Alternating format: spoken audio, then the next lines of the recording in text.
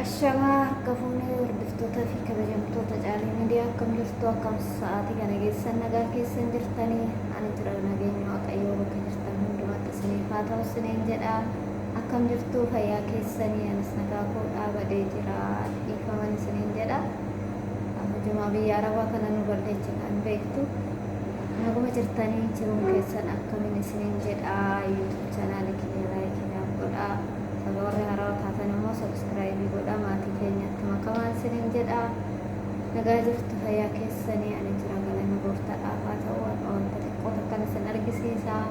haga dhumaatitti na faana turaan isiniin jedha laayikii gochuun dagatina warra sheerii gochuu dandeechan sheerii naaf godhaan isiniin jedha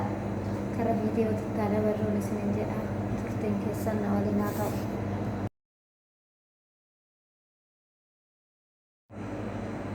Asitti mucabba sahaanii qopheechinee jirra isiniin jedha hordoftoota koo misaa baasuudhaaf goddanyaa xiyya waliin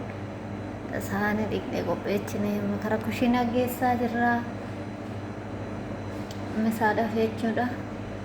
Diggisii qabnaa koota isin darbe garuu koota isin jechidha jechuudha. Isin darbee galgala isin gadhiisama waan ta'eef viidiyoon kun asitti immoo sahaanichi qophaa'ee misaa baasuudhaaf amma misaa baasaa kanan jira omataa jira garuu isin jedha viidiyoo dhaabee waraabee waan ta'eef asitti immoo yitii foronii keessa galchinee diimessuudhaaf qopheessinee jirran isiniin jedha kana fakkaataa foonni keenya asitti immoo yitii ruuzii baasnee kara ruuzitti foon isarra naqaa jirra jechuudha.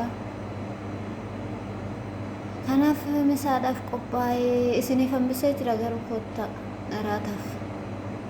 dharaataaf isiniifan hojjedha lammataa koottan isiniin jedha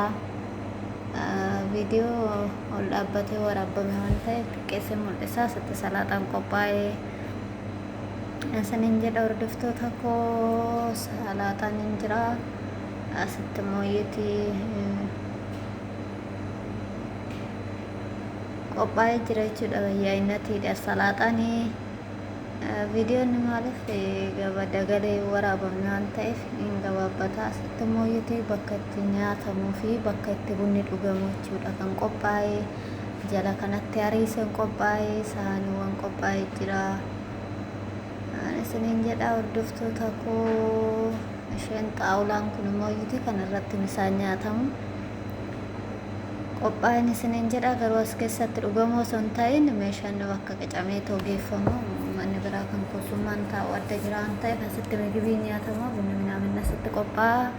kana fakkaatan isiniin jedha hordoftoota koo viidiyoon kiyyoo isinitti tole laayikii gochuun dagatinaa